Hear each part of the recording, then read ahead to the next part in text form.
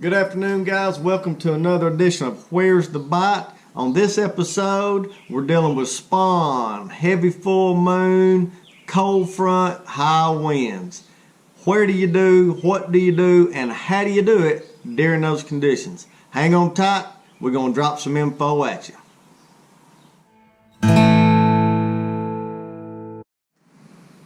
Alright guys, the clips that I'm going to show you today were shot on Norris Lake. I only live about 5 minutes from Norris, and I get to get out there from time to time and just kick around, knock around, and I really enjoy fishing Norris, but most of y'all know it's a different animal than about any other lake we got around here. It's a really high, really deep, and it kind of fishes its own way, okay? You can't really approach it a lot of times the same way you do other lakes. So, conditions are 1st of April.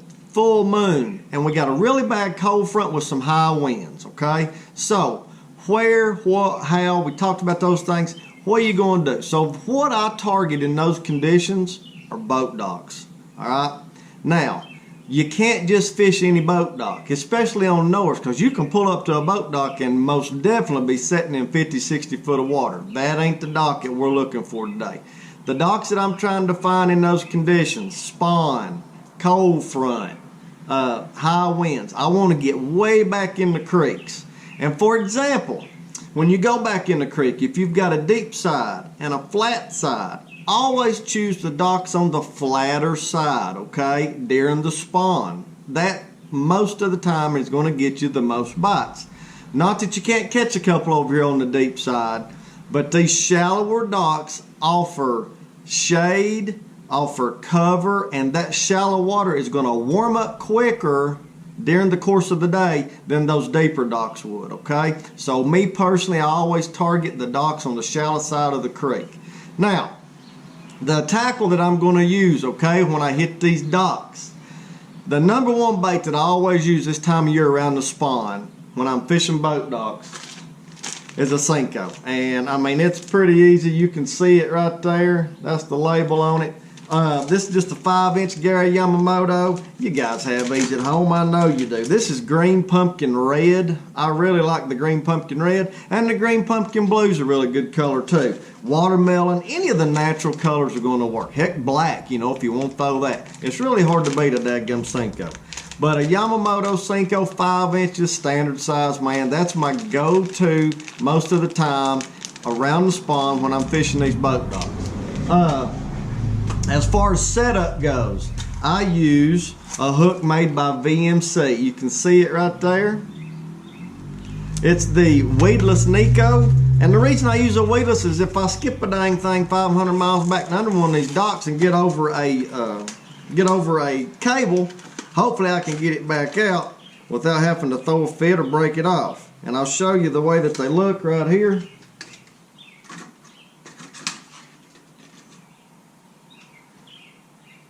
It's got a little weed guard on it, y'all can see right there. And that weed guard's basically just like 30-pound mono, I think. But it's just got that little double weed guard on it. It's a straight shank hook. It's extremely strong. It's not going to give. You know, you can throw it on 12, 15-pound fluoro and you're going to be fine. It's super sharp. That is a bad hook when it comes to using the Nico or the Wacky Rig Senko or whatever you want to say. But that's it right there, okay? I'll show it to you one more time. Bingo, there you go. That's it. I used the 1/0 for a Senko, and I use a number 1 for like a trick worm. Okay, it's a little bit smaller. So that's the hook I use, and I'll just show you the actual setup right here. Here's my reel. That's a Bass Pro Shops Johnny Moore Signature Series reel in 6.2-1. That's the 20 size spool. To me, that's about the perfect one. I like the 20. And then there's my setup I was telling you about. This is the exact setup that I was using the other day. And you can see I got a band on that Senko. Man, if you don't put an O-ring on them things, you go through them by the bazillions. And some of y'all may be crazy rich and can afford them, but hey, if you put an O-ring on that deal, you can see him right there, and just hook your hook through that O-ring, you can skip that dude a long time before he comes off. My line, all right. So here's the deal. This is a 7-foot rod by Killer Bass Rod. You can see it right there. It's a Tightline series. and it's a 7-foot medium fast action. The line that I use a 15-pound braid, okay, and then I use a Alberto knot to join it to 8-pound fluoro. Now this is the fluoro that I use, okay. The P-Line Tactical is crazy good stuff. I really like it. I have a lot of good experience with it, man. I haven't had any problems really at all. It's a super good line. That's the line I like to use. So here's my setup, okay? 7-foot medium Killer Bass Rods, Tightline Series. You can see that 7-foot medium spinning rod. Got the Johnny Morris Signature Series spinning reel, 15 braid to 8-pound fluoro. That is a 1/0 Nico weedless 5-inch Cinco, green pumpkin red, green pumpkin blue, whatever color you like is probably going to work. But that's the setup right there. That's the whole gig, okay? So that's what I use in the video. That's what you see me using in the video. That's it right there. Now, as far as what you're going to see when I get into some of the video clips, you're really wanting to get this thing back under the docks. But it's not just every piece of the dock. If that dock has got a lot of depth out front and we're in the spawn real heavy like you are right now, 9 times out of 10 your bite is going to come on the walkway. If you got your main dock floating right here and you got a walkway going to the bank, I don't know why, but they're always going to be where that walkway joins to that dock. So you're going to see me actually take my boat and go around side to side and take the time to maneuver my boat where I can cast to those areas, okay? Now, with that being said, that's a big deal, man. A lot of guys just go down the front of these docks and they just hit the front edges, and they might throw to a back corner every now and then, but it's hard a lot of times for guys to slow down and actually take the time to maneuver your boat around where you can hit that back corner or the back wall of that dock. If this is your dock sitting here, this is a front, this is a back, you need to move your boat around to where you can hit that back line of that dock. That's where your bite's going to come. If you catch some out here on the front, awesome. I mean, I'm all about you catching fish, right? But your bite percentage goes up really high if you're fishing the backside of this dock, okay? Now, how in the world are you going to get your bait back in those areas or whatever? You need to skip this thing. If you're not proficient with skipping, a Cinco is a really good way to start because they're really easy to skip. It's all about rod trajectory. You want your rod to be level with the water. You don't want to be skipping down like you skip a flat rock, because when your bait hits the water, it's going to shoot 10 miles up in the air.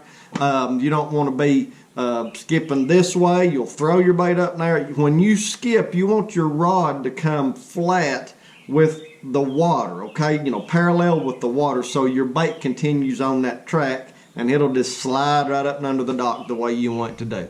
So, I really urge you that if you're not proficient at skipping, or if you're just, honestly, if you're just plain scared to death to do it and afraid of losing your stuff, get that out of your mind.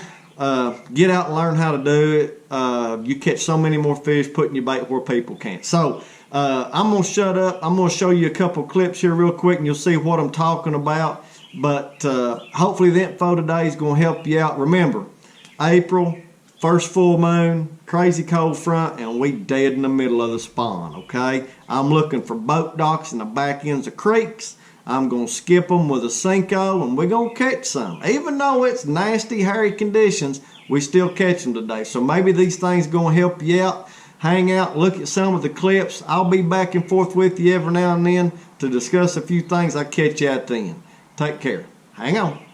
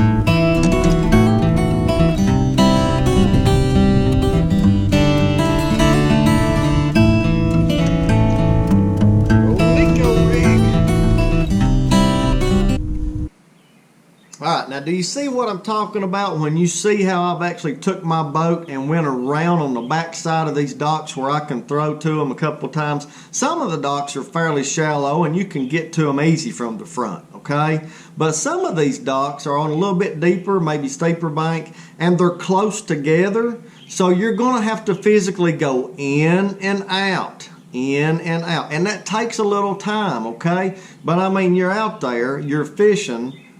What are you going to do with your time? So take the time, maneuver your boat. Remember, casting and fishing boat docks, 90% of it is boat position. Because if you don't have your boat in the right position, you can't put your bait where it needs to be. And if you can't put your bait where it needs to be, you're either going to backlash, you're going to throw up and get hung, you're going to tear somebody's bimini top on their pontoon, they're going to come out and go sideways and throw rocks at you, whatever. Take the time to physically maneuver your boat around on the back corners of these docks so you can make an appropriate cast. Your first cast needs to be the best cast, because that's when you're going to get bit, is on that first cast.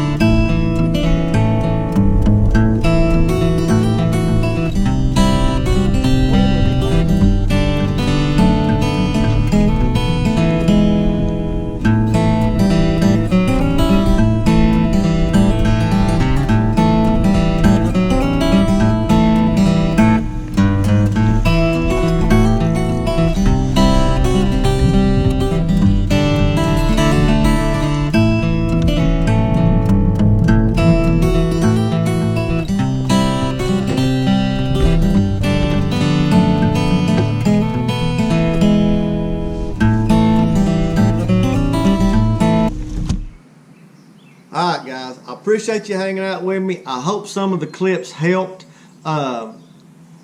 Things to remember, our conditions. April, first full moon in April. Spawn is going on big time. Heck, we're really into the second wave. I mean, a lot of them that we caught in the video and caught through the course of the day had already spawned out, okay? So we're really on the second wave of spawners here, the first full moon of April. The water temperature was in the mid to upper 60s for the day, and it would warm up to about 68 to 70. Where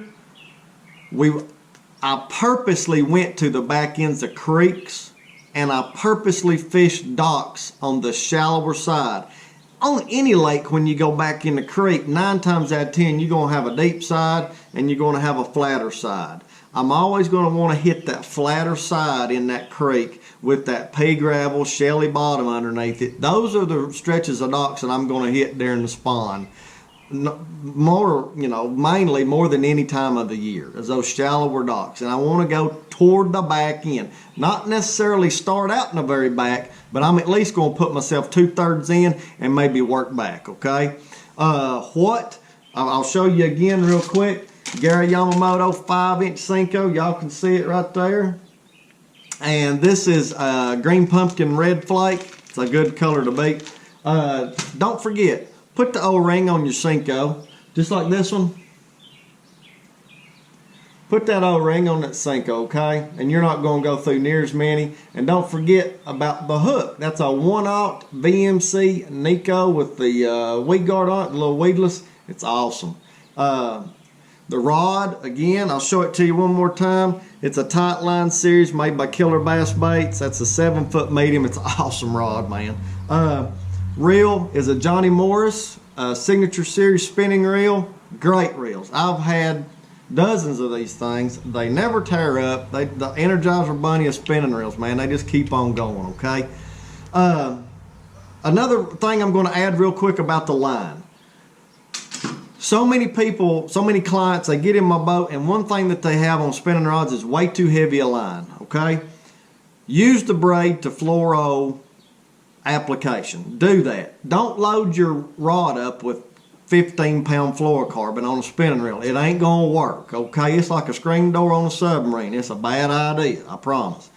So usually 15 pound is as heavy as I normally go on a spinning rod, but I go ahead and do it skipping these boat docks just for the simple fact of 9 times out of 10 it's a reaction bite. So I'm going to go with 15 pound braid, and then I'm going to put the 8 pound P-line tactical floor clear, okay? And I'm going to use an Alberto to join that. If you don't know how to tie that knot, there's tons of videos out there, and heck, if you want me to, I'll even shoot you one. You drop me a comment and let me know. But so I've got a 15 main braid to an 8 pound fluorocarbon leader, and that 8 pound is plenty big enough to get anything out of these boat docks other than just an absolute monster that wraps up around cable, and then it don't matter what you're fishing with most of the time, okay? But that's my setup right there. You know, use the braid, the fluoro. It's going to come off the spool really good. You're going to be able to skip good, which is a big deal here. You got to be comfortable skipping. But don't be afraid to mess up, okay? Don't be afraid to mess up. Anytime you're fishing boat docks, you're going to hit the dock. You're going to hit somebody's boat. If they're out there, just sorry guys, I apologize. You know, take care of people's stuff. We all work hard to have what we have, so just keep that in mind when you be bopping around somebody's dock fishing. If they come out and they're a little red about it, you know, you never know. The guy before you may have threw up there and tore a hole in a float or something. You just don't know. So always be considerate to people around their property when you are fishing boat docks.